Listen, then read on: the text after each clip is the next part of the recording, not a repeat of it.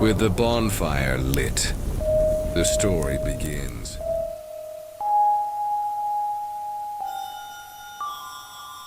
Germany. When Elias Keller, a young German photographer, moves to a quiet village on the outskirts of the Black Forest in search of inspiration, he begins to notice something strange. A figure identical to him appears in the most unexpected places in the distance, in the window of his new home, and even reflected in mirrors where he has never been. Convinced he is suffering from mental exhaustion, Elias tries to ignore the signs until close friends begin to die mysteriously after witnessing his double. As events become increasingly dark, Elias discovers the terrible truth behind the legend of the Doppelgänger, an ancient entity that not only mimics but slowly erases the existence of its victims. In a race against time, he must face his greatest fears and unravel a secret buried centuries ago to escape his dark fate. But what if the only way to survive is to face the darker version of yourself? Dense fog hung over the winding road that led to the small village of Schwarzwald, hidden among the shadowy hills of the Black Forest. Elias Keller felt a shiver run down his spine as the weathered wooden sign appeared in front of him. Willkommen in Schwarzwald. He turned off the car engine and took a deep breath. The trip had been long, and all he wanted was to find inspiration away from the urban chaos of Berlin. The old house he had rented was on the outskirts of the village, on the edge of the forest, surrounded by an atmosphere of unsettling silence. As he unloaded his bags and entered the house, Elias noticed the thick layer of dust that covered the furniture, as if no one had set foot there for years. The windows creaked slightly in the night breeze, and a strange feeling of déjà vu hit him. Something about that house felt familiar, even though he knew he had never been there before. Settling down on the old sofa, he began examining his cameras, preparing to capture the melancholy beauty of the village the next day. It was then that a distant sound made him freeze. Weak, rhythmic knocks came from the living room window. Elijah stood up slowly, his heart hammering in his chest. When he pulled back the curtain, a figure was standing outside.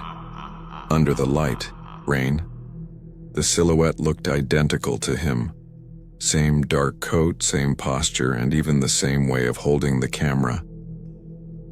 Elias blinked, trying to dispel the illusion, but the figure didn't move. He just watched him, motionless. On impulse, Elias opened the front door, freezing rain hitting his face. The road was empty, no sign of anyone there. He looked around, feeling an uneasiness growing within him. "I must be tired," he muttered, locking the door as he went back inside. But when he looked at the window again, he felt a chill. There were wet footprints on the wooden floor, leading directly into the house. The next morning, Elias tried to ignore the previous night's event, attributing it all to tiredness and his overactive imagination. He walked around the village in search of inspiration, capturing images of the narrow streets and old buildings with Gothic architecture. The residents, however, were strangely reserved. Every time he asked questions about the history of the place, he received only evasive answers and suspicious looks. An elderly woman sitting outside a bakery held Elias's arm tightly and whispered, "If you see yourself, run away. Never look him in the eye." Elias felt a shiver, trying to shake off the feeling that there was something deeply wrong with that place.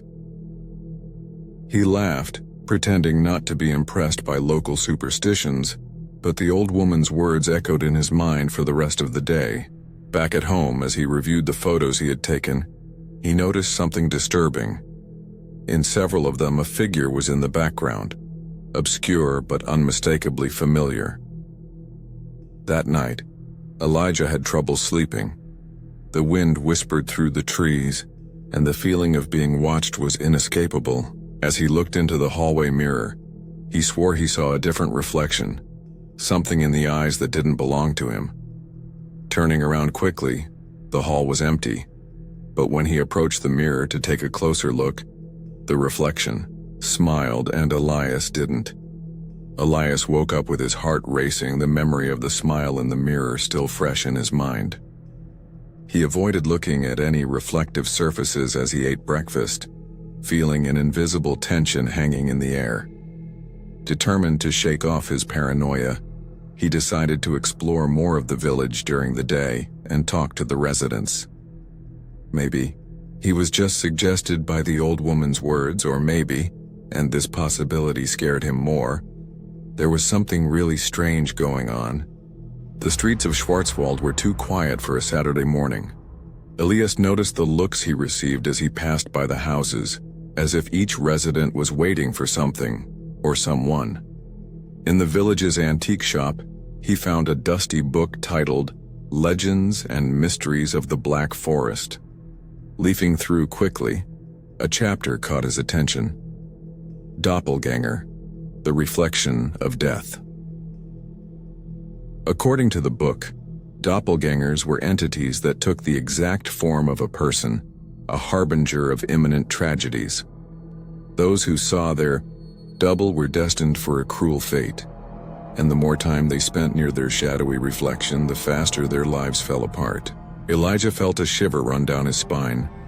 He closed the book abruptly and took it to the counter, but the saleswoman, a woman with a wrinkled face and an apprehensive expression, refused to sell. "This is not for outsiders," she said sternly, pulling the book back. "Leave before it's too late." When leaving the store, Elias felt like he was being followed. He looked over his shoulder and saw an elderly man in a gray coat watching him from a corner. When Elias turned to face him, the man quickly looked away and disappeared into a narrow alley. He tried to follow, but when he turned the corner, he found only the cold wind and a pile of dry leaves. Frustrated, Elias stopped at a cafe and decided to strike up a conversation with the owner, a guy named Dietrich, who seemed more receptive than the others. After a few minutes of relaxed conversation, Elias casually mentioned the stories about doppelgangers. Dietrich's smile instantly disappeared. "This isn't a legend, it's a warning," he whispered, looking nervously at the door. "Many who came before you, they saw, and they were never the same afterwards." Elijah laughed, humorlessly, but felt a cold weight in his stomach. Before he could ask further, Dietrich squeezed his shoulder and whispered in his ear, "If you see yourself, never look into the eyes. Never." Same warning as before.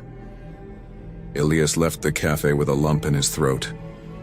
Walking back home, he felt the uncomfortable sensation of being watched again.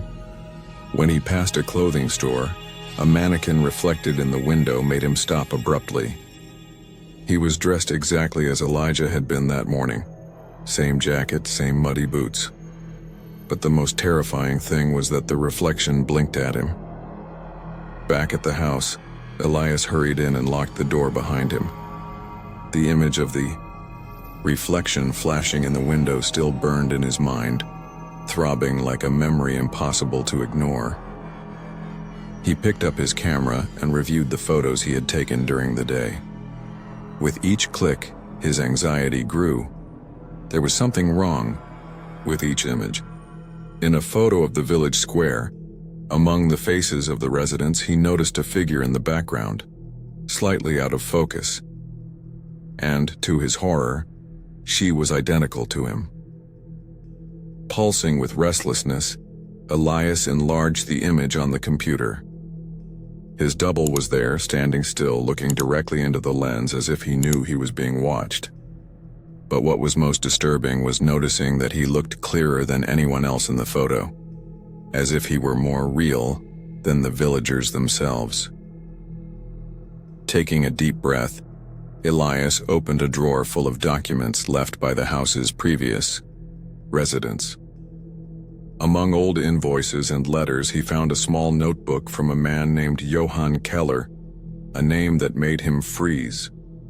It was the name of his grandfather, whom he had never met, and whose existence his family avoided discussing. Leafing through the yellowed pages, a phrase was repeated over the years. He saw me. Now he's chasing me. Each page recounted terrifying encounters with a being identical to Johann, describing how the entity appeared in mirrors, at a distance in the forest, and even taking his place at gatherings with friends. The diary ended abruptly with one last, cryptic entry: "He's already inside me." Elias let the notebook fall from his hands, his heart racing. What did that mean? Was it possible that his grandfather had faced the same haunting that now tormented him?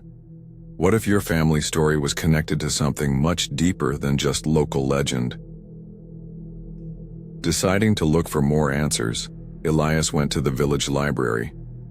He dug through old records and found a newspaper article dated 1956 about the mysterious disappearance of Johann Keller. The paper said he was last seen walking towards the Black Forest, muttering incoherent things about an identical man who wanted to take his place. "He was never found," said a voice behind him. Elias turned and saw the elderly woman from the bakery standing at the entrance to the library with a serious expression. "You need to leave, now, before it's too late." Who was my grandfather?" Elias asked, feeling his throat dry. The woman hesitated for a moment, then whispered, "He tried to run away." But no one runs away from their own reflection. Elias felt the room spin around him. Leaving in a hurry, he returned home with only one certainty: he needed to discover the truth before he became the next victim. Night fell heavily over Schwarzwald, bringing with it an oppressive silence. Elias locked all the doors and windows, feeling a growing paranoia take root in his mind. The discovery about his grandfather had turned his search for inspiration into a desperate fight against something that seemed inevitable. He tried to convince himself that it was all just a coincidence, but he knew, deep down, that there was something dark and inescapable lurking. As he crossed the dark hallway of the house, a strange sensation made him stop in front of the mirror, fogged by the steam from the shower. His reflection looked normal at first glance, but there was something subtly off. A slight delay in movement, a slightly different expression. Elias frowned and slowly raised his hand. The reflection did the same, but not perfectly. He felt the air running out of his lungs. "That isn't me." Suddenly, the reflection smiled. It wasn't an ordinary smile, but something crooked, sinister, a smile that never belonged to Elijah. Terror froze his body, and before he could react, the reflection moved on its own, placing his hands on the glass as if he wanted to break through it. Elias backed away, tripping over a piece of furniture. When he looked again, his reflection was normal, breathless and scared, but he hadn't moved. Breathing hard, Elias grabbed a sheet and covered the mirror, refusing to look again. But as he tried to calm down, he heard a whisper coming from the other side of the glass. "You shouldn't have come back, Elias." Panic took over him. That thing knew his name. He grabbed his keys and ran out of the house, heading to Greta's house, the local journalist who seemed to be the only one willing to talk about the village's legends. Frantically knocking on the door, he was greeted by a visibly uncomfortable Greta. "You need to help me. There's something wrong with me, with this village. I saw something in the mirror." Greta hesitated for a moment and then opened the door with a resigned sigh. She waved him in and pointed to a stack of files on her desk. "You're not the first to see it. It always comes back." Elias's eyes widened when he saw several old photos spread out there. In all of them, different people were accompanied by a figure identical to themselves, always looking directly at the camera. Some images were as old as 1800, others more recent. But there was something that made his stomach turn. In one of the photos dated 1984, he recognized his grandfather's face next to his double. He saw you, Elijah. Now he wants more. Elijah felt a wave of despair wash over him. How could he escape something that seemed to know his every step, his every fear, his every thought? As Greta frantically searched through her files, Elias noticed something in the next window. In the reflection of the glass, he saw a figure outside watching them, and this time she seemed closer than ever. Elijah's blood ran cold when he saw the figure standing outside the window. His heart hammered in his chest as he tried to convince himself that it was just an illusion, some shadow cast by the dim lighting of the village. But deep down he knew it wasn't. The doppelganger was there, observing, waiting. "Greta," he murmured, without taking his eyes off the reflection. "He's here." Greta followed his gaze and, upon noticing the shadowy silhouette, turned pale. Without hesitation, he turned off the lights in the house and pulled Elias away from the window. "Don't look at him anymore, Elias. We can't let him in." "But he's already entered," Elias whispered, feeling a chill run down his spine. "He's in me. I feel it." Greta took a deep, tense breath and opened an old book on the table, pointing to a passage highlighted in red. "Doppelgangers don't just imitate, they replace. The more they are seen, the closer they come to taking their victim's place." Elias felt the ground slip away from beneath his feet. He began to question his memories. Had he ever wasted time, moments, fragments of himself without realizing it? There were times when I felt time lapses, as if I were disconnected from reality. And now, looking at Greta, he wondered if she was really there, or if everything was a trap created by his other version. "I need to get out of here," Elias said nervously. "Go where?" "There's nowhere to run, Elijah. He follows you wherever you go." Before Greta could convince him to stay, the house phone rang, making them both jump in fright. The screeching sound filled the room, echoing like a dark foreshadowing. Greta hesitated for a second before answering. "Hello?" His voice was shaky. Elias watched as Greta's face became even paler. After a few seconds of silence, she hung up without saying a word and looked at him with a look of pure terror. "It was you, Elias." On the other side of the line. Elias staggered back, feeling out of breath. He had never called Greta. Who or what was imitating your voice? Before they could react, the lights in the house flickered violently, and in an instant all the lamps exploded, plunging the room into absolute darkness. The only sound that remained was Elijah's rapid breathing and the whispers coming from outside the house. "Elias." The voice sounded low and distorted. He couldn't tell if it was coming from outside the window or from inside the room. Elijah stumbled through the darkness, feeling panic grip his chest like an invisible claw. Greta held his arm tightly, both of them trapped in the uncertainty of what was real and what was an illusion. The silence in the house seemed as thick as darkness itself, and the only sound that filled the room was the echo of their ragged breathing. "We need to get out of here," Elijah whispered, trying to remain calm. "No," Greta replied, determined. "If we leave now, he will follow us." The idea of being surrounded, trapped by his own shadow, made Elijah's mind spin. His hands shook as he desperately searched for his phone to brighten the room. When they turned on the flashlight, the light revealed something that made them hold their breath. Wet footprints on the floor, identical to his, leading from the window into the house. "He's already here, Greta," Elias whispered, stepping back. With shaking hands, he tried to convince himself that it was all coincidence, that there was a rational explanation for all of this. But how to explain the connection? How to explain the footprints? And above all, how to explain the feeling that he was not alone, not even within his own skin? The following days became an endless nightmare.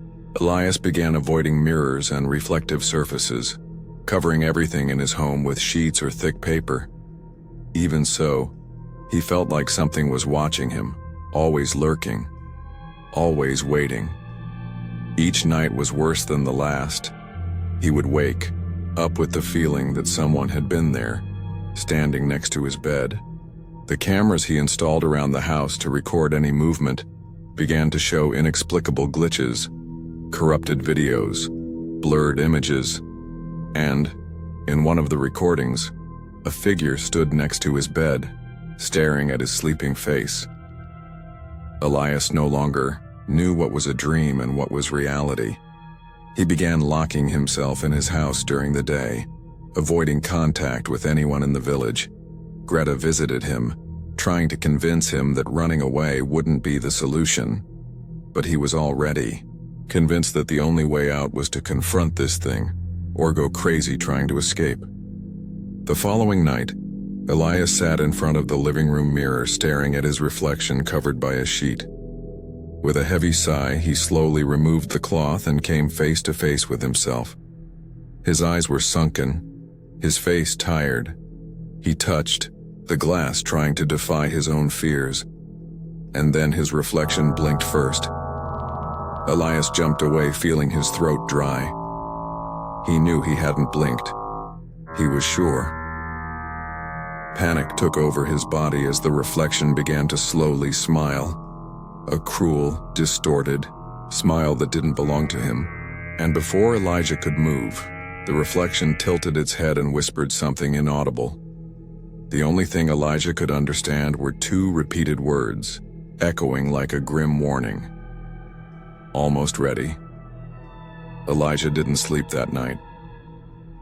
Sitting on the bed with the curtains closed and the light from his cell phone camera flickering in his hands, he tried to rationalize what he had just witnessed. His reflection, or whatever it was gaining autonomy. He wondered if he had already crossed the line between reality and insanity, but deep down he knew he hadn't. Something was wrong, terribly wrong, and it was getting closer. Determined to find answers, Elias returned to his grandfather's old diary, turning each page with renewed attention. The notes were incoherent at first, but as he progressed, he noticed a pattern. The same cycle of paranoia that was now repeating itself with him. Records of inexplicable sounds, figures in the mirror, memory lapses. But then, he found something that made him hold his breath. I went to the dark forest tonight. He was there, waiting. I feel like he wants more than my appearance, and he wants my life. He wants to be me. Elias felt a chill down his spine as he read his grandfather's desperate words. The last few pages were scribbled with the same phrase repeated several times. He is already inside me. I am him. He is me. The discovery terrified him, but it also aroused a terrible curiosity. If his grandfather had gone to the dark forest in search of answers, perhaps that was where Elijah should go too.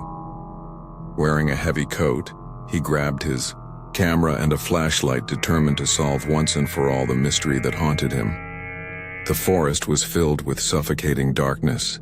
The flashlight's light only illuminated the narrow path in front of him, while the gnarled tree branches seemed to twist like fingers trying to grab him.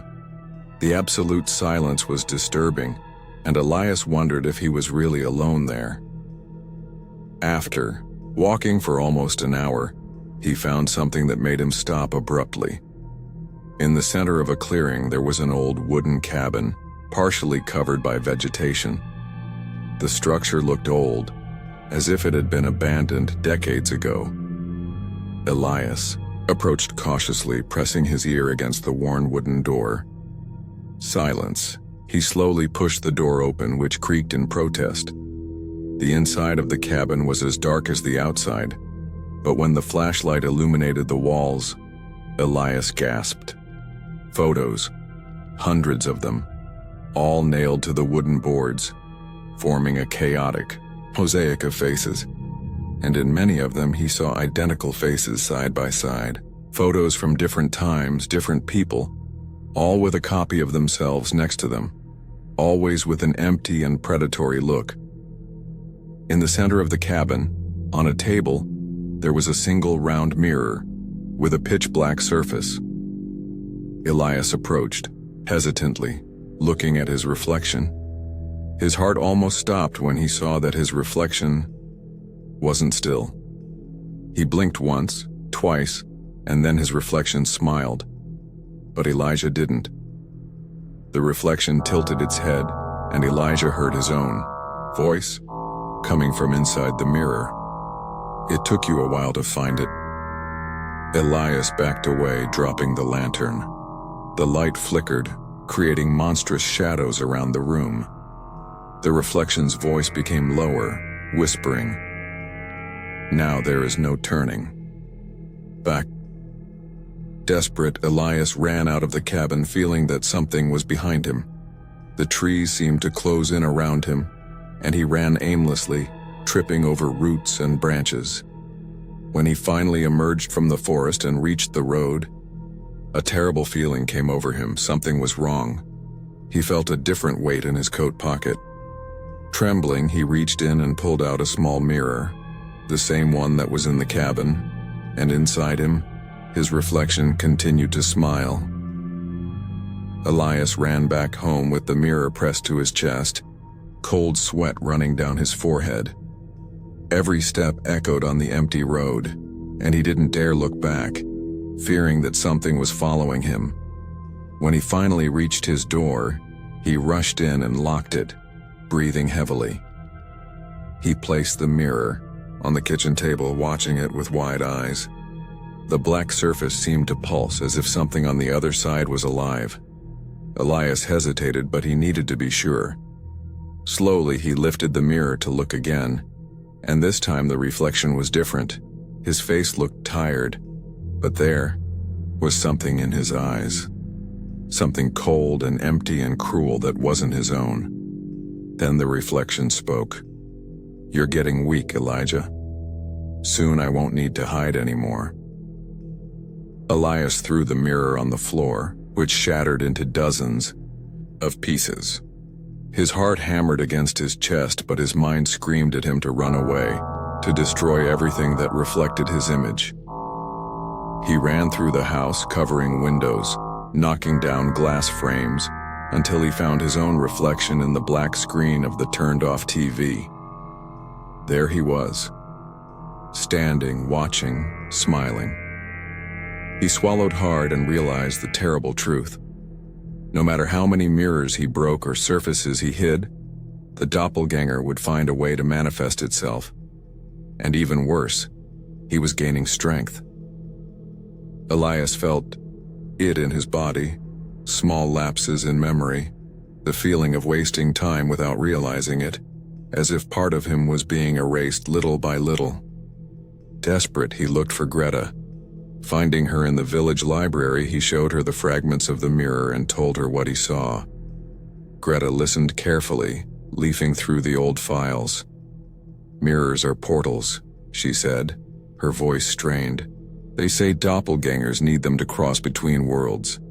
Every time you look, you let it in a little more." Elijah felt a deep shiver. "So what do I do? How can I stop this?" Greta hesitated before answering, her gaze serious. "There is an ancient ritual. According to records, it is possible to trap a doppelganger to a reflective surface, but it requires a sacrifice." Elias swallowed, feeling the weight of Greta's words.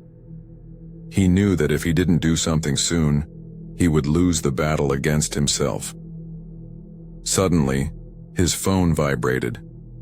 A new message appeared on the screen.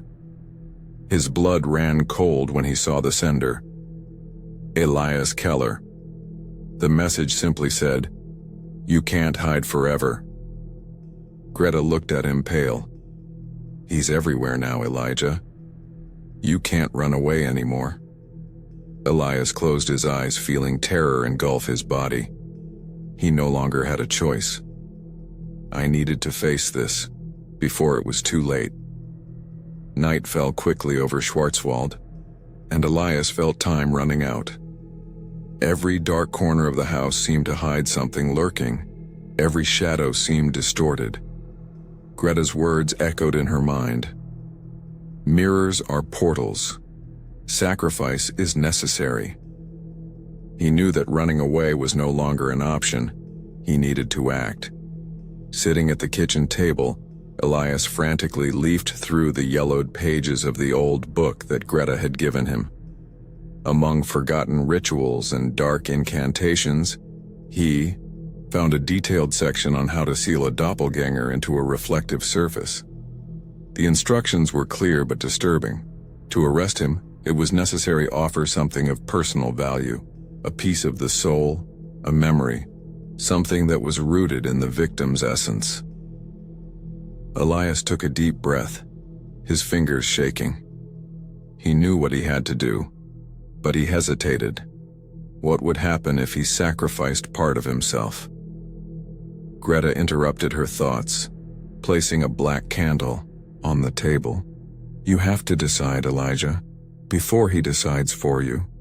He nodded resolutely and began to gather the necessary items: an intact mirror, a black candle, and a drop of his own blood, as instructed in the book. He lit the candle and stared at the mirror he had chosen, a small piece of the glass from the cabin in the woods that he still had with him. The reflex came immediately. There he was, standing still, eyes staring, and a slow, unsettling smile spreading across his face. Elias felt a wave of dread rise up his spine, but he forced himself to keep his gaze. You can't stop me, the reflection whispered, the voice cold and familiar. I'll try, Elias replied, pressing the knife against his palm and letting the blood drip onto the glass.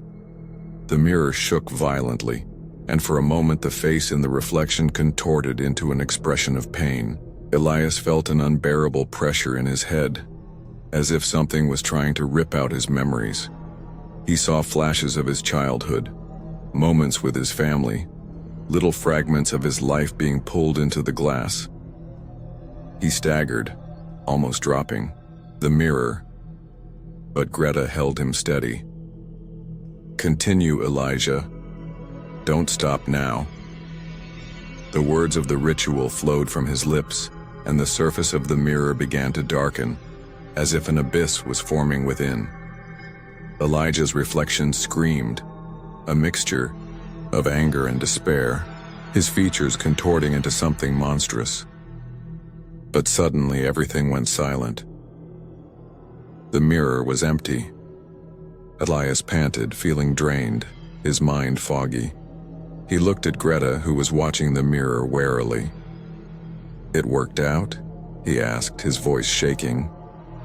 Greta nodded slowly, but before they could breathe a sigh of relief, a hissing sound echoed through the room. Elias looked at the mirror and with horror saw that small cracks were beginning to form, quickly spreading across the surface like a spider's web. Something is wrong, Greta murmured, stepping back. And then with a crack, the mirror shattered into pieces, releasing a wave of freezing air that extinguished the candle and filled the room with suffocating darkness. In the reflection of a shard of glass lying on the ground, Elias saw two pairs of eyes looking back at him. The wind howled outside the house as Elias and Greta stared at the pieces of the mirror scattered across the floor. The eyes watching from the shining fragment seemed alive, analyzing their every move. Elias felt a chill take over his body as he realized that the ritual had not worked, or worse, that it had only strengthened the creature. We need to get out of here now, Greta whispered, pulling Elias by the arm. They hurriedly went out into the deserted streets of the village. Lights flickered in the houses, and Elijah had the feeling that the shadows around him were moving unnaturally. As they ran to the central square, The few residents who were still awake looked at them with terror in their eyes. A woman held her young son tightly as she watched him pass, muttering something in German. Elijah could only hear one word: cursed. Cursed. Dietrich, the owner of the cafe, came out of his establishment with a grim expression and walked towards them with firm steps. "What did you do?" he whispered furiously, holding Elias by the collar. "I warned you not to mess with these things. Now he is stronger." "I tried to arrest him," Elijah replied breathlessly. "But something went wrong." Dietrich looked at Greta, who confirmed with a silent nod. The man sighed, his shoulders slumping. "He is no longer just in the reflection, Elias. Now he is here, among us." Greta looked around nervously. "What does that mean?" Dietrich lowered his voice, looking around to make sure no one else was listening. "It means he could be anywhere, in anyone. It could be in you or in me." Elias felt reality spin around him. The idea that the doppelgänger could already be infiltrated among the village's inhabitants made him panic. How could I know who to trust? How could he be sure he was still himself? Suddenly a scream ripped through the silence of the village. Everyone turned towards the sound coming from the house of the lady who had warned Elias at the beginning of his stay. Without thinking twice, he ran there, followed by Greta and Dietrich. When they entered, they found the elderly woman lying on the floor, her eyes wide with pure horror. On the opposite wall, written in what looked like blood, was the phrase, "He's here." Elias backed away, feeling bile rise in his throat. Greta covered her mouth with her hands and Dietrich closed her eyes, muttering a prayer. "This is my fault," Elias whispered, looking at the words carved on the wall. "He's playing with me." Greta grabbed his arm tightly. "No, he wants more than to play. He wants to take your place." The village was in a panic now. People began locking doors and windows, turning off lights, as if a monster was lurking. And maybe he was. Elias knew that with every minute the creature was closer to getting what it wanted. And then he listened. A knock on the door. "Elijah, it's me." The voice on the other side of the door sounded identical to yours. Greta and Dietrich looked at him, terrified. Elias felt his hands sweat cold. "Don't open it," Greta whispered. The voice outside laughed softly. "But you already let me in before, remember?" Elijah's heart beat wildly as the voice on the other side of the door echoed through the house. He felt his throat dry up. The doppelganger didn't just know how to imitate his appearance, he knew everything about him. The most intimate details, the deepest fears, the memories he had never shared with anyone. "Elias." The voice called again, closer, more insistent. "You don't need to be afraid of me. I am you." Greta grabbed his arm, pulling him back as Dietrich locked the door with every lock available. But Elijah couldn't move. He couldn't shake the feeling that he was losing the battle, that something inside him was changing. "I think he's already entered," Elias whispered without taking his eyes off the door. "What do you mean by that?" Greta asked, fear visible on her face. Elias took a deep breath, running a hand through his sweaty hair. "Since I arrived in Schwarzwald, I have had memory lapses. Small at first, then more frequent. And lately, I'm sure I've done things I don't remember doing, like another version of me was taking over." Greta exchanged a distressed look with Dietrich. "That's what they do," Dietrich said tensely. "First they appear in the distance, then in the mirrors, and then they start to erase you." Elijah felt panic take over. What if he's already taken part of me? What if I'm not me anymore? Greta cupped his face with shaking hands. "You are Elijah. We can still stop this, but we have to act quickly." Dietrich nodded and took a dusty old book from the shelf. He opened to a marked page and pointed to an underlined passage. When the Doppelgänger is close to complete replacement, there will be a moment of weakness, an instant when its form will become unstable. It is at this moment that it can be banished. So is there a way to stop him? Elijah asked hopefully. Dietrich nodded slowly. Yes, but the problem is, you need to draw him into a confrontation, not through mirrors or shadows, but face to face, and the risk of that is that he might finish what he started. Elias closed his eyes, trying to push away his growing fear. Greta held his hand. Let's end this before he ends you. Outside, Elijah's voice continued calling. But suddenly it came from somewhere else, from the window. Elias.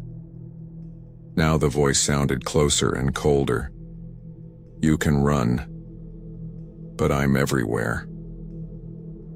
Elijah looked out the window and his blood froze. On the other side of the glass, his own face watched him. And this time there was something different. The eyes weren't yours anymore. Elias froze as he stared at his reflection on the other side of the window. The face, identical to his, watched him with a blank stare, as if it were analyzing every breath, every hesitant movement. But the eyes, those eyes had something deeply wrong. They were opaque, lifeless, as if the soul behind them was something strange and inhuman. Elias. Let me in. You're tired, aren't you? I can take it from here. The voice was the same but carried a dark, almost hypnotic melody. Elias felt the impulse to open the door, to surrender. For a moment, he almost believed that he really needed to rest, that maybe this was a solution. Greta noticed the change in his expression and abruptly pulled him away from the window. Don't listen to him. He wants to convince you that he has already won. Elias closed his eyes, breathing deeply, trying to regain control. When he opened it again, the reflection was gone, leaving only the glass fogged by his rapid breathing. He's playing with me. Dietrich, watching the scene with a grim expression, shook his head. No, Elijah, he's getting ready. Every time he appears, he is testing your defenses, fragmenting your mind, taking over your space little by little. Elias ran his shaking hands over his face, feeling increasingly vulnerable. Over the last few days, he noticed that his memories were becoming blurred. Little things like where he left his keys or what he had for breakfast. Greta and Dietrich knew this. But what if he had already lost more than he imagined? Suddenly, a metallic sound echoed through the house. Elias quickly turned around and saw that the television screen had turned on by itself, revealing a distorted image. The video showed the living room, but something was wrong. Elias was sitting on the recording couch, but he was there, standing. Is this from now? Greta asked, her voice shaking. The seated version of Elias in the video slowly turned his head to face the camera, a sinister smile forming on his face. No, Elias murmured, feeling terror tighten in his throat. The image flashed, and for a brief second, Elias's face in the video changed, becoming pale and empty, his eyes completely black. The screen then went dark, plunging the room into an oppressive silence. Greta covered her mouth with her hands, horrified. He's already inside, Elias. Elijah felt his heart almost stop. The battle he believed he was fighting outside was already raging inside his own mind, inside his own home. The door creaked slowly as if someone was pushing it gently from outside. Elias looked at Greta and Dietrich, and for a moment he noticed something unsettling. How do I know you guys are real? Greta opened her eyes wide, shocked by the question. Elijah, it's me. How do I know? How can I trust? Dietrich stepped forward. That's how he wins. He plants doubt. It divides until you no longer know what is true. Elias backed away, feeling his panic rising. With every minute, he felt less control over his own mind. Greta held his hands. "Look at me, Elijah. You are real, and so am I. But we need to act before he takes over everything." Elijah nodded slowly. "I will face him." His voice trembled, but he was determined. "And I'm going to put an end to this." Outside, the mocking voice echoed through the silent village. "Let's see, Elias. Let's see who the real one is." The silence in the house seemed heavier than ever, as if the air itself was charged with something invisible but suffocating. Elias sat on the floor, holding his head in his hands, trying to organize his thoughts. His double's words still echoed in his mind. "Let's see who the real one is." What did this mean? Was he slowly losing his identity, or had he already lost it without realizing it? "He's playing with my mind," Elias murmured. Greta and Dietrich watched him closely, but he couldn't shake the feeling that something about them was also different. Small, subtle changes. A look too long, an out-of-place sigh. Everything felt out of sync, like a feverish nightmare he couldn't wake up from. Greta approached slowly. "Elias, you need to concentrate. You're still here. You're still you. But we need to act before he deletes everything." Elias stared at her, his eyes full of doubt. "What if I'm not me anymore?" Before Greta could respond, a distant noise cut through the air. Laughter. It came from inside the house. Elias jumped to his feet, wide eyes sweeping every corner of the room. He sensed that the doppelganger was nearby, perhaps already inside. The noise intensified. Elias realized it was coming from upstairs. He swallowed hard and climbed the stairs with cautious steps, feeling each step creak under his weight. When he reached the hallway, he noticed that the door to his room was ajar, and a flickering light was escaping through the cracks. Taking a deep breath, he pushed the door open. What he saw made him recoil in pure horror. He was there, or rather, his double was sitting on the bed, examining old photos, slowly turning them over in his hands. When he looked up, his smile was cold and empty. "You've never been good at keeping things organized, Elias," said the doppelganger, flipping through some more photos. "That's why I'm here to help." Elijah felt anger rising within him. "What do you want from me?" The double stood up slowly, adjusting the collar of his shirt, a perfect imitation of his own mannerisms. "I already told you. I want to be you." Elias took a step back, but the door behind him closed on its own with a bang.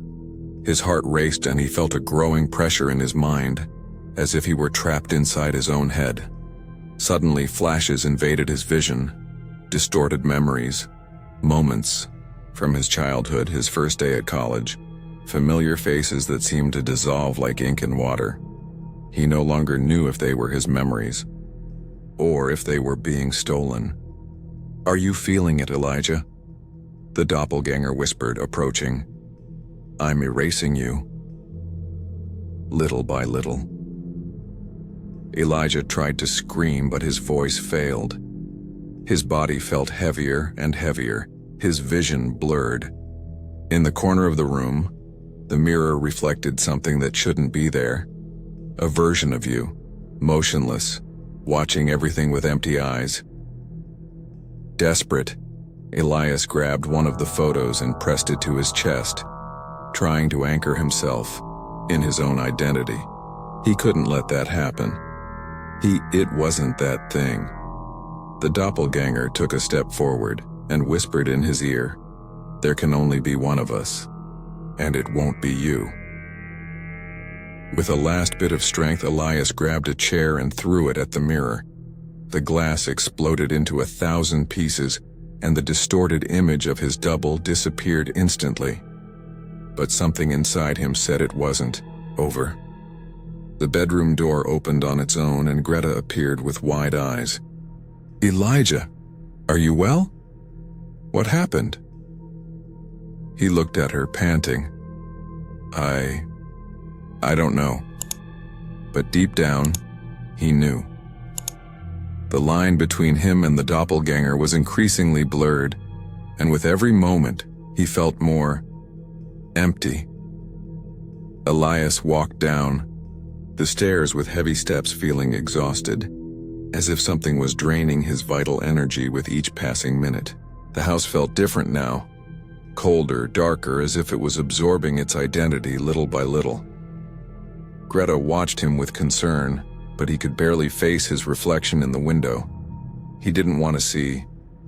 He didn't want to confirm that he was still himself. Dietrich hurried through the front door, locking it behind him. His face was pale and his hands were visibly shaking. "Greta, Elias, it happened again." Elijah looked at him, confused. "What?" Dietrich hesitated for a moment before continuing. "Someone else disappeared. The journalist. Greta, her co-worker.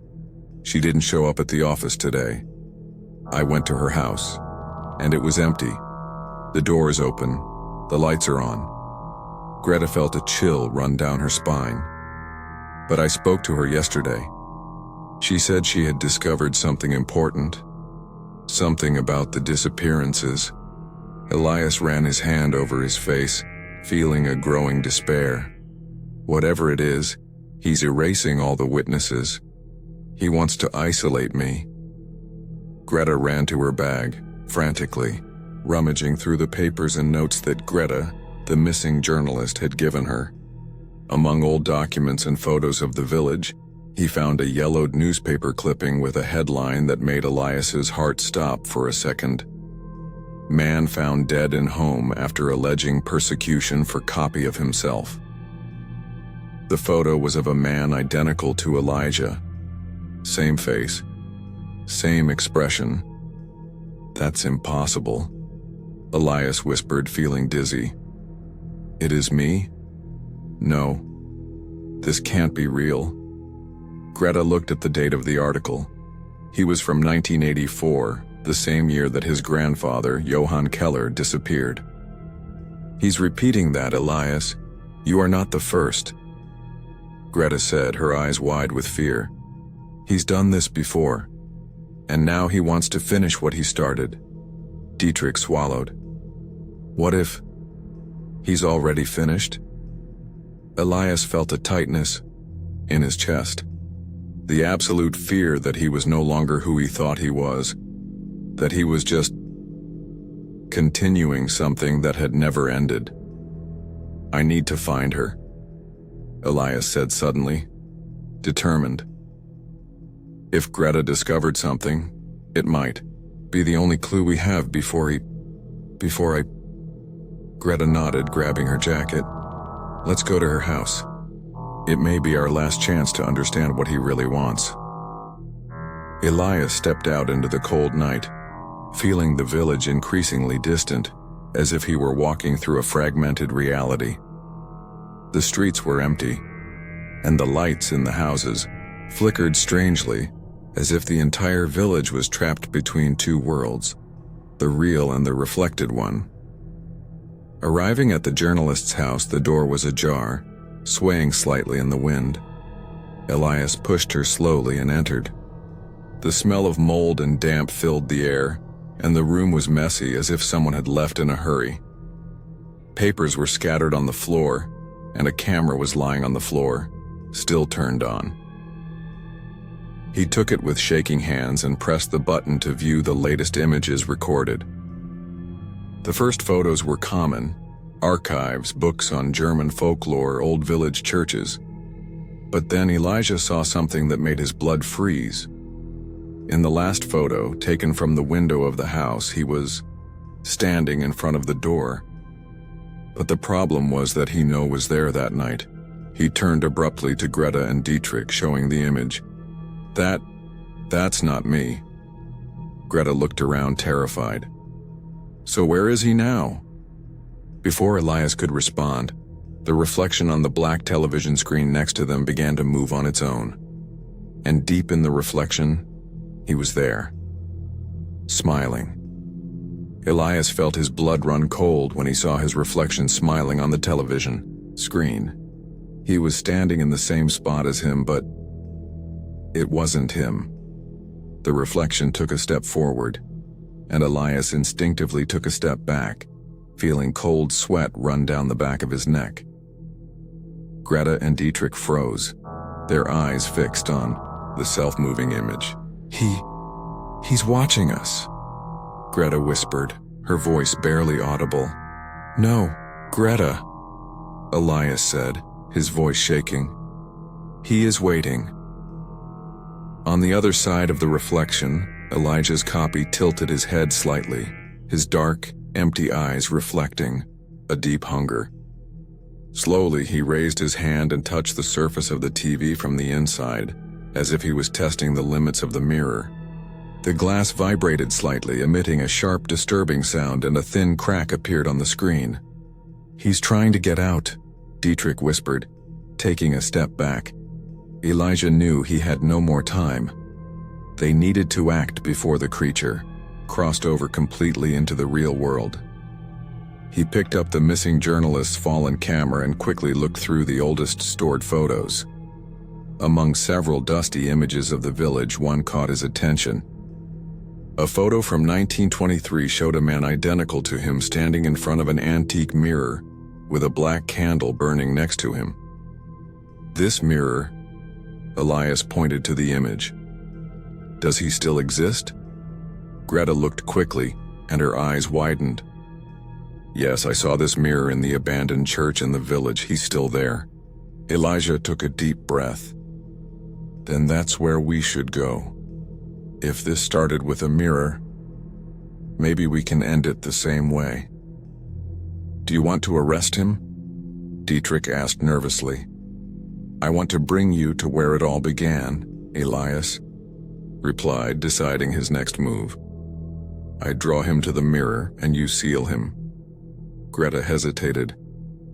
Elias, what if he is already too strong?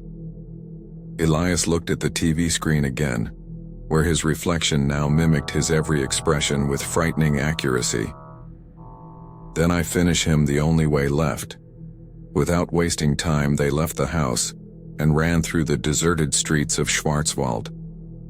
The village seemed different now, darker, as if it were suffocated by the doppelganger's presence.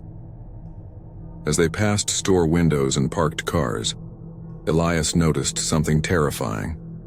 In every reflection, his other self followed them, walking in parallel, ready to emerge. Arriving at the abandoned church, Elias pushed open the rotten wooden door, revealing a dusty hall filled with shadows. In the background, covered by white sheets, was the antique mirror in the photo. He slowly removed the cloth, revealing the black mottled surface which seemed to pulse with an oppressive energy. Now what? Greta asked shakily. Elias faced his own reflection, which was now watching him from the mirror. Now, I call him. He took a deep breath and with a firm voice called, I know you're listening to me. Come get me. Instantly, the temperature in the church dropped drastically. The surrounding candles shook and the image in the mirror began to distort as if something was moving behind it. The glass vibrated and then a hand came out of the reflection. Greta screamed, stepping back, while Elias remained still, feeling the air become heavy around him. The creature pulled itself out of the mirror, and for the first time Elijah saw his double in the flesh. His smile was sharp, predatory, and his empty eyes reflected dark desire. You finally accepted me, the doppelganger whispered, slowly walking towards him. Elijah clenched his fists. I'm not you, and you will never be me. About Doppelgänger Rue, "Ah, Elias, are you so sure about that?" And then, without warning, he attacked. Elias barely had time to react before the doppelganger rushed at him with inhuman strength, throwing him against the wooden pews of the church. The impact knocked the air from his lungs, and he staggered, trying to get up. His double approached slowly, each step echoing through the empty hall, as if the entire space was watching the confrontation. "Do you feel that, Elijah?" The copy whispered, leaning over him. "I'm getting stronger, and you're getting weaker." Elias looked at Greta and Dietrich, who were trying to surround the creature, but before they could act, the doppelganger raised a hand, and the church's stained glass windows exploded violently. Shrapnel flew in all directions, and Greta fell to the ground with a scream of pain. "This is between me and him," the entity murmured, black eyes boring into Elijah's. Elias, recovering, stood up, with difficulty feeling his head throbbing. He needed to concentrate. "I couldn't let that thing take over." "You can try," Elias replied, his voice shaky but resolute. "But I'm not going to give up so easily." The doppelganger smiled cruelly. "You've already given up, Elias. He just hasn't realized it yet."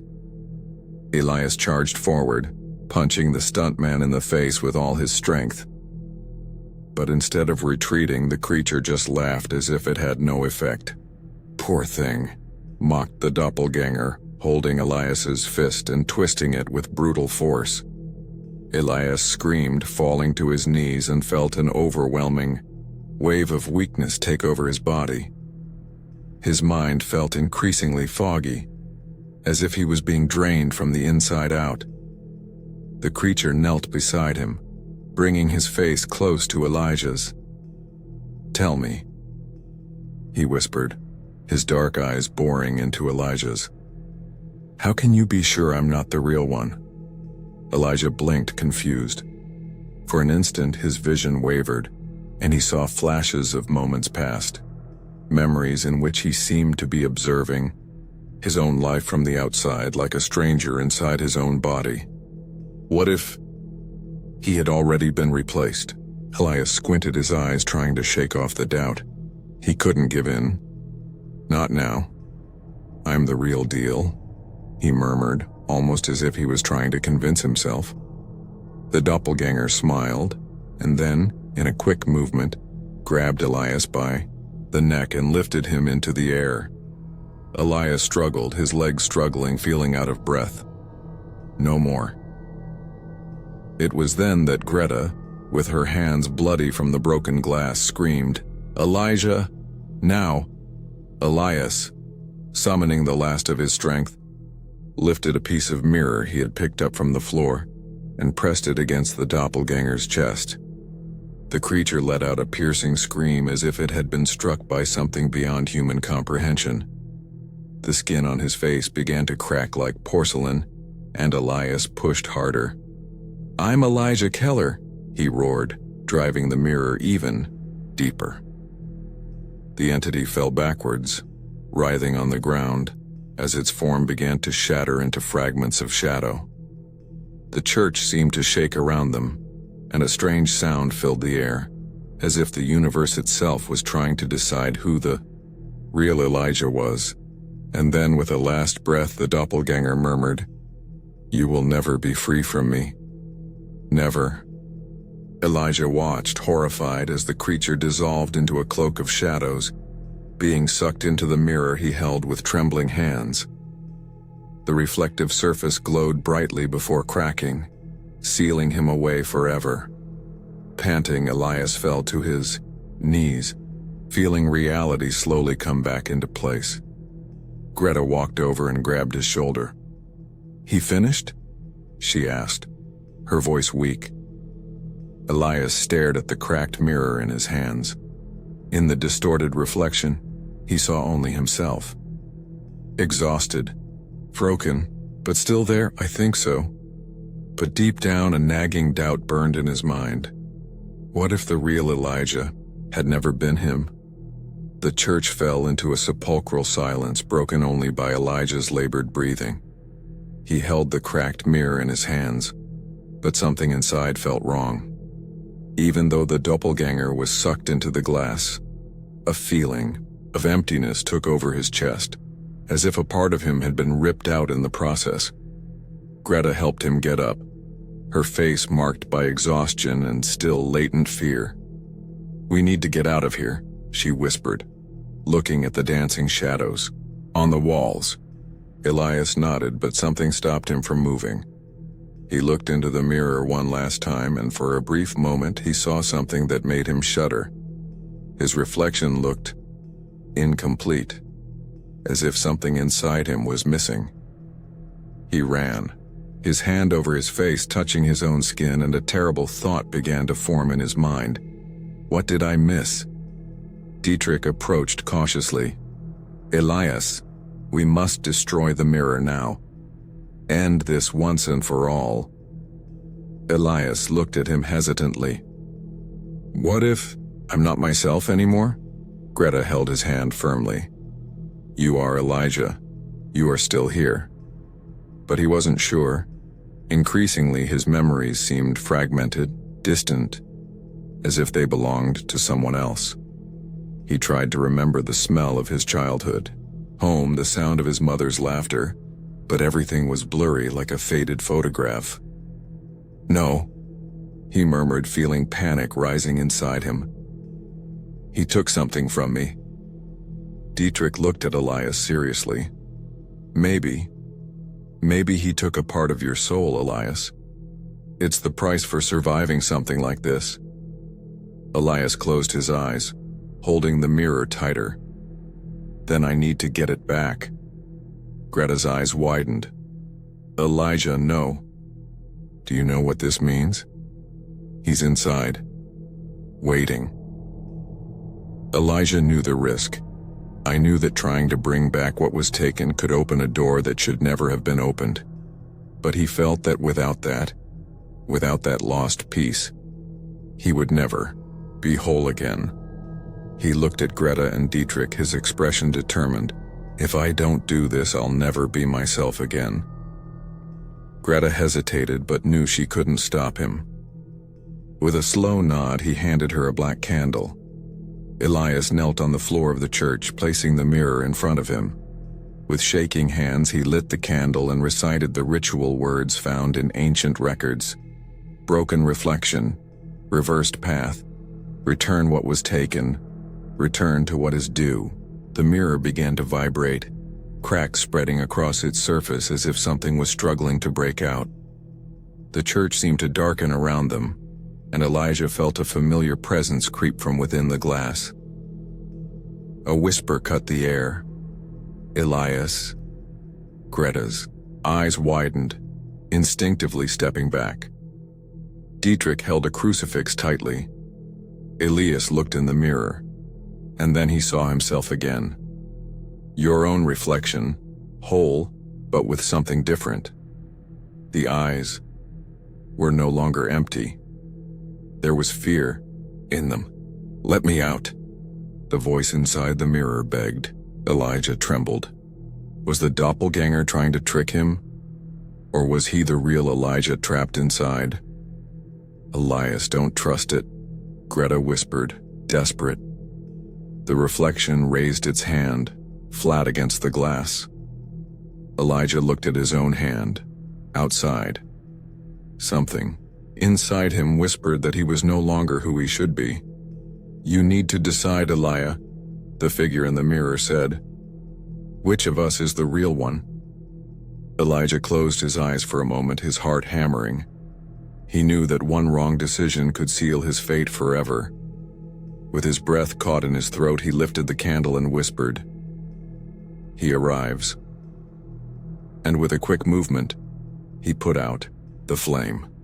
The mirror cracked one last time and the image disappeared. Elias fell back, feeling exhausted, while Greta knelt beside him. "You made the right choice," she whispered. Elias nodded, but deep down a cruel doubt burned inside him. What if I made the wrong choice? Elijah remained sitting on the cold floor of the church, feeling his heart slowly slowing down. The mirror before him was now just a broken object, cracked so that its surface reflected only distorted fragments of his image. He ran his fingers over the shards hesitantly, hoping to feel some kind of relief. But instead he felt only a growing emptiness in his chest. Greta and Dietrich watched him silently, as if waiting for him to say something, anything. But Elijah had no words. Something was different. He could feel it. "Elijah?" Greta called softly, placing a hand on his shoulder. "Are you well?" He looked at her, blinking slowly, and then nodded. "I think so." His voice was hoarse, strange even for him. Greta and Dietrich exchanged a worried look, but helped Elias to his feet. He felt too light, as if an essential part of his existence had been drained away forever. He tried to convince himself that everything was resolved, that the doppelganger had been defeated, but why didn't he feel complete? As they left the church, the village of Schwarzwald looked different. The streets were darker, quieter than usual, as if the entire world was suspended in an invisible unrest. Elias looked around, feeling the eyes of the villagers on him, but there was something wrong. "They're all looking at me strangely," he whispered to Greta. She squeezed his arm, forcing a smile. "It's because it's over, Elias. They know you won." But did he really win, back at home? Elias locked himself in the bathroom, staring at his face in the closet mirror. The fluorescent light flickered, casting jagged shadows in its reflection.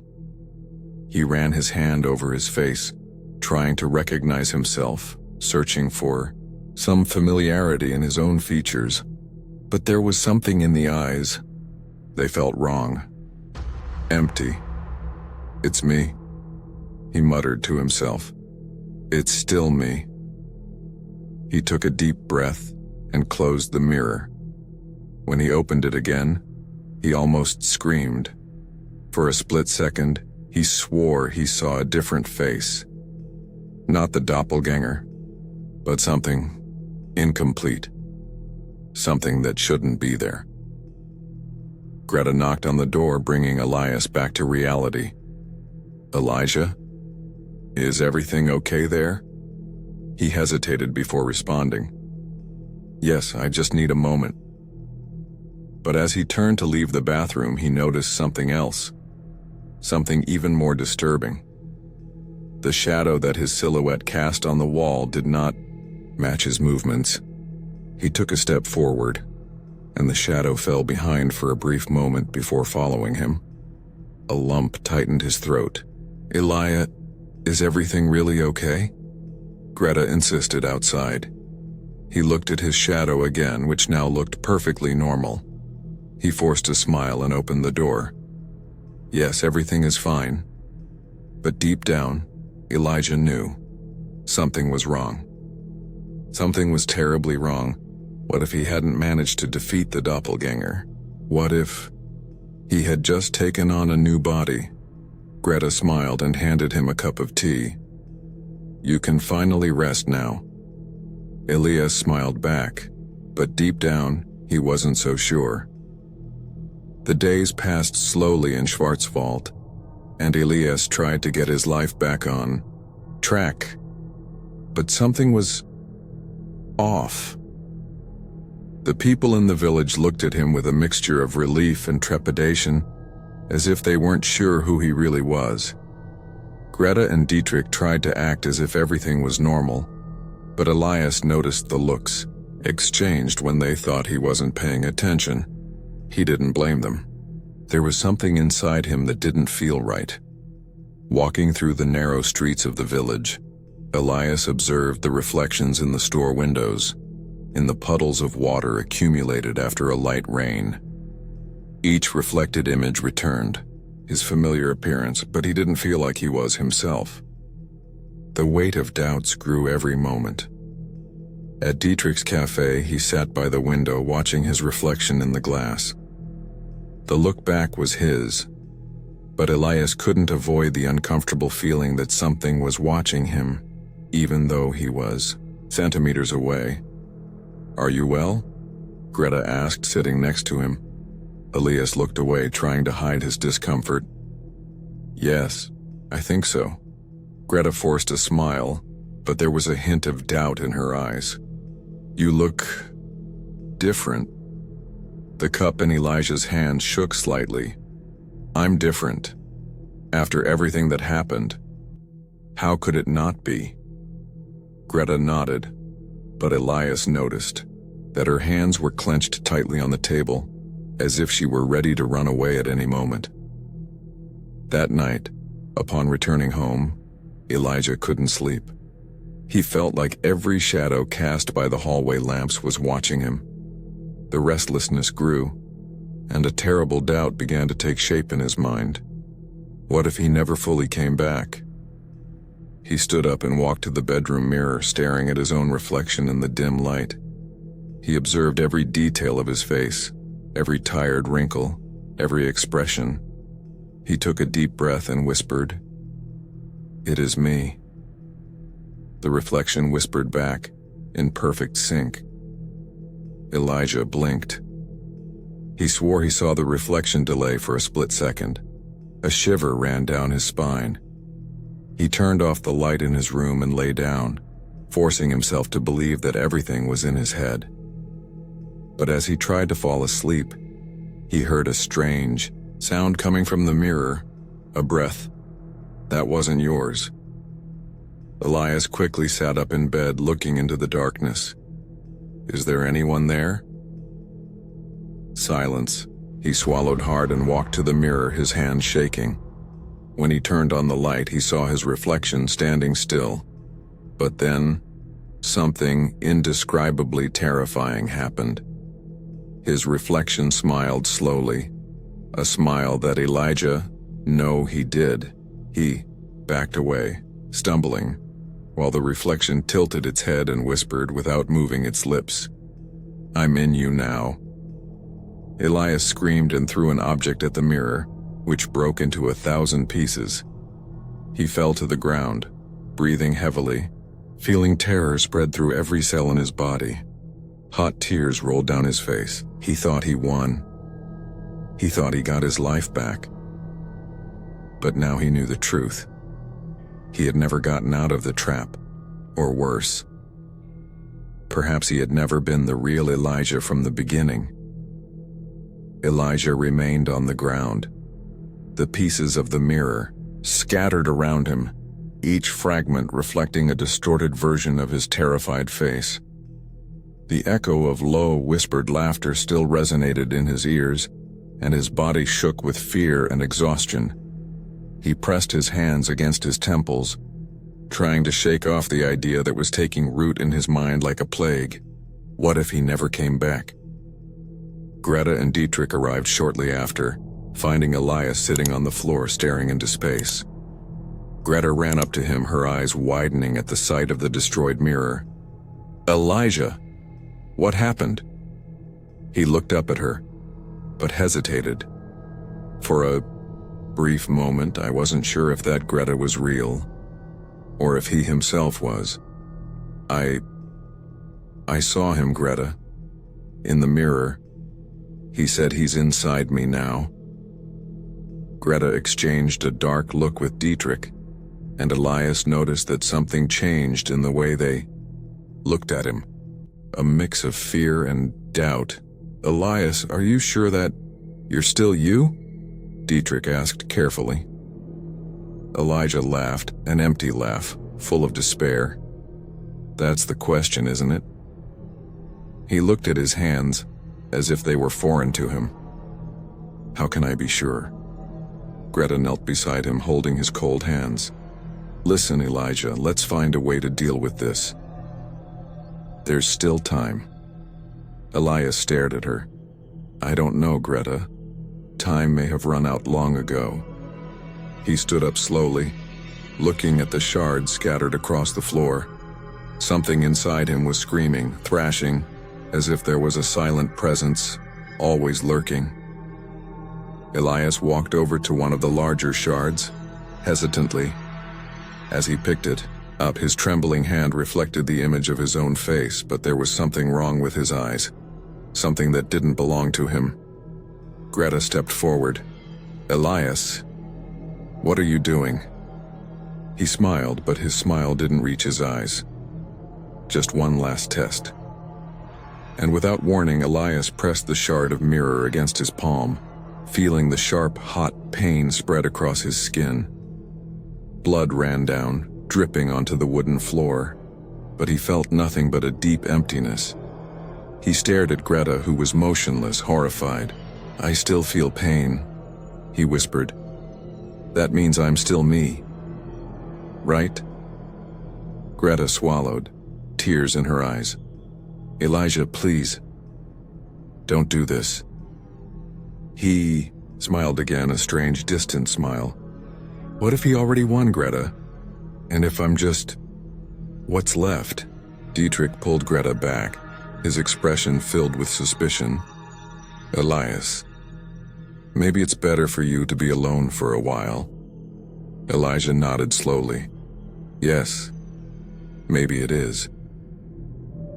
They left the house, leaving Elijah alone with his dark thoughts. He sat in the chair, staring at the shard of mirror in his hand. His own breathing felt strange now, as if it were synchronized with another invisible presence. And then, the phone rang. He answered slowly, and his own voice echoed on the other end of the line. There's no point running away, Elias. I am you. Now. Elias closed his eyes, letting the phone slip from his hand. He knew the battle was lost, or maybe she never started.